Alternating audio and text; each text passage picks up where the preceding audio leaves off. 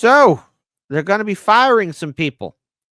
They're going to be firing some people at Meta, the Zuckerberg, and the Zuckerberg is going to be letting some people go. But also, just so you guys know, Musk, Bezos, and Zuckerberg to sit down on platform with Trump cabinet nominees at inauguration. So not only is the Zuck going to be firing some people, but he's going to be with the Trumper. He's going to be with Donald Trump, and he's going to be with his best friend, Jeff Bezos and Elon Musk. See, folks, it's one big club, and you ain't in it.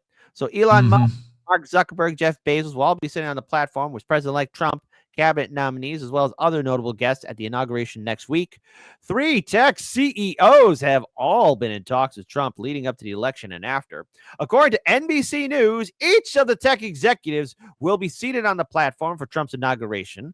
Musk, who helped campaign for the president-elect, has been appointed by Trump to lead the Department of Government Efficiency, DOGE, which is not an official department, but by proxy, close to Trump, and was ahead of the curve in comparison to Zuckerberg and Bezos in warming up to the next president. Zuckerberg, who founded Facebook and is the CEO of its parent company, Meta, recently dropped all DEI initiatives, as well as announced that Facebook Instagram will be ditching fact checkers in favor of an X-style community note system and will be starting to eliminate policies that censor social media posts. Well, gee, when I post stuff on Facebook, I'm still not getting any attention, Zuckerberg.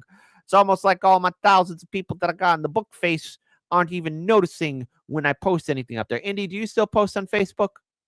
I do, but my feeling is I don't really think that they're there or paying much attention on Facebook anymore. I think they've moved to other platforms, to Instagram, to TikTok, to Twitter, to YouTube, to everywhere else. I don't, and they claim to still have all the eyeballs. I only see, look, I've been on Facebook. I have a personal account for Indie Left. And I think I have 130 or 150 followers. I've been on there for more than 2 years sharing stuff, and we get no engagement.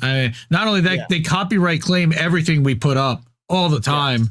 And the big thing here is they're eliminating the fact checkers. But number one, he's playing follow the leader in this case, and the leader wasn't even necessarily Elon. Elon did it to eliminate cost. All right, he didn't like having to pay anybody in a fact-checking department, and I don't think that their fact-checkers were worth anything anyway, and they weren't really checking facts, and they had heavy biases on top of it. But this also saves Mark Zuckerberg a bunch of money, which he's not opposed to. Well, speaking of saving money, here's what's happening. Meta to fire thousands amid AI move. Thousands of Meta employees could be axed this year as part of more extensive performance-based cuts, according to an internal memo by CEO Mark Zuckerberg, cited by Bloomberg and other media on Tuesday. In the memo, reportedly sent to all Meta employees, the company said it is planning to cut about 5% of staff it considers to be its lowest performers, with 2025 set to be an intense year. The affected employees will be notified by February 10th and receive generous severance in line with what the company has provided previously. The chief executive said that he had decided to raise the bar on performance management, noting that the company typically managed out people who aren't meeting expectations over the course of a year, but was now planning on more extensive performance-based cuts sooner. The measures represent Meta's largest layoff since it trimmed 21,000 jobs, nearly a quarter of its workforce in 2020 and in 2022 and in 2023. My goodness, so that's terrible. The company has more than 72,000 employees, according to its most recent quarterly report.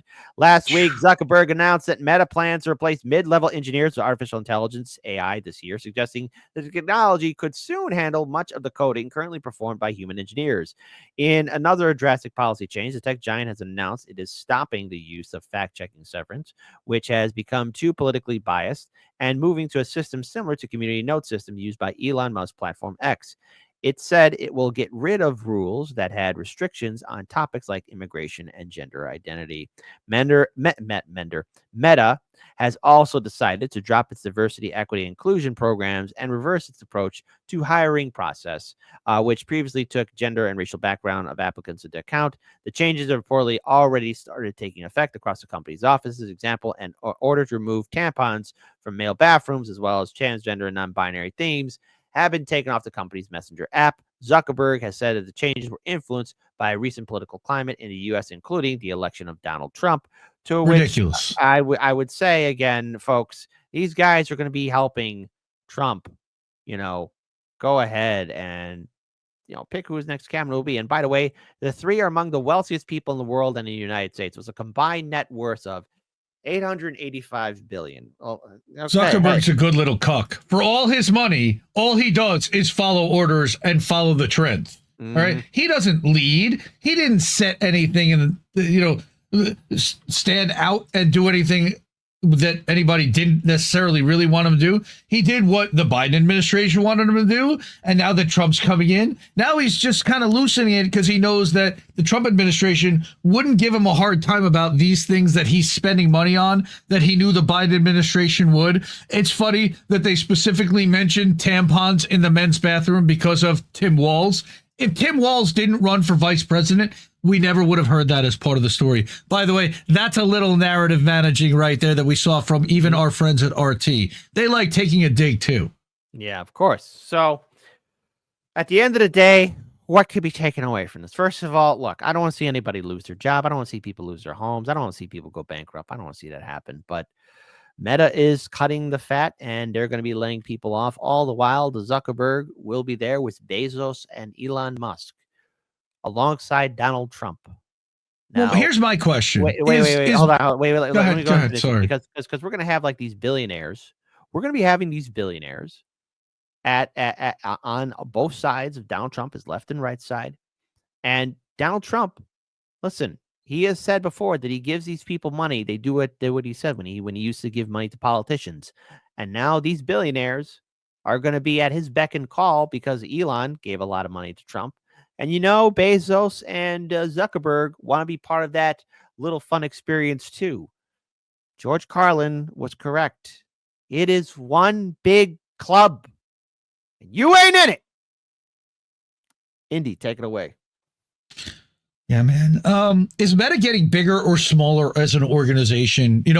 As far as their user base, as far as what their needs are, they're going to replace all their engineers with AI. Well, that's not going to go well for them because we have found AI to be wrong in most of the cases, to be heavily biased in a lot of cases, and need to be cleaned up and fixed.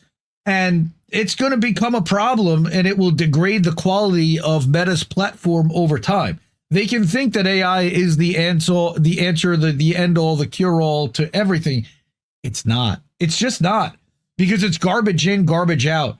They're programming these AIs off of flawed data and a biased data set, which is why you've got situations like, and I'm going to be reporting on this Sunday night, Consortium News, there was an article from Joe Lauria, another Indie Media Award honoree, about how he asked AI about Joe Lauria, tell me about him. And they wouldn't just say that there are two different journalists named Joe Lauria. They decided to make up an entire story about one of them and claim that it was the other. And it happened to neither. A lot of times AI will make up a story full cloth, but you won't know until you go and research and fact check whether that story actually happened, which most people don't do because they're trained to believe that the AI is telling them the truth because it's been trained off of everything that's already out there. So how could it possibly give me a lie? Yeah. It's a real scary time that we're seeing right now. I agree. We are in some uncertain times here, folks. And I want everyone to understand when we look at artificial intelligence, if we look at just the influence of the billionaire class, we've got to be very careful on how we proceed, and especially building our infrastructure and talking about stories that corporate media won't cover. I want to say that things will get better, but if we don't start defending our First Amendment right, and that goes for everyone across the political spectrum, it's going to be gone. And some can argue that it's already gone. I want to be idealistic and say that things can improve, but the only way it will improve is if the people step up.